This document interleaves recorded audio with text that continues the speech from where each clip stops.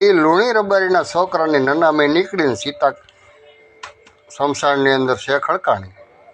એટલે સામે જે ઓલી છોકરીને બસાવી હતી, લોઢા રબારીની છોકરી હતી, એ આવીને સીતા ઉપર બેસી ગઈ કે મારા હાટુથી આ મર્યો છે તો હવે મારે જીવાય નહીં. સીતા ઉપર બેસીને ગામના બધા સમજાવે બટા રહેવા દે, થવાનું તો થઈ ગયું કે નહીં, એણે મારો જીવ બસાવવા હાટુથી આ જી હરપ એનું વેર વાયરું હોય તો મારે એના ભેગું સીતાએ સડવું પડે ને સડવું પડે. એ ન માની અને સીતા ઉપર ચડી. એમાં સામે કારડા ડુંગરાની અંદર વાસુકી નાગ રહે. એને ખબર પડી કે આ છોકરો તો ઠીક, એનો તો વાક હતો, પણ આ છોકરી ભેગી મરી જાય મને પાપ લાગશે. એટલે એ વાસુકી નાગ સાધુનો વેશ લઈને આવ્યો અને સીતાએ આવીને કીધું શું છે, ઉતરો હેઠા. તો કે ભાઈ આ છોકરી ભેગી સીતાએ ચડી દે કે નહીં, કોઈને સડવું નથી ને હું જીવ તો કરી દઉં.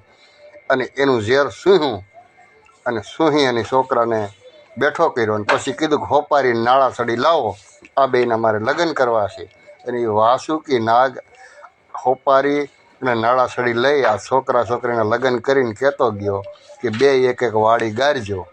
અને તે પછી બધા લગ્નના ફંદમાં પડી ગયા અને એ સાધુ અલોપ થઈ ગયા અને કોઈને દેખાણીને પછી ખબર પડી કે આ વાસુકી નાગે આના લગ્ન કરી ગયા. આ લુણી રબારીના છોકરાને વાસુકી નાગ પરણાવી ગયો. તો આ તમને ખબર છે?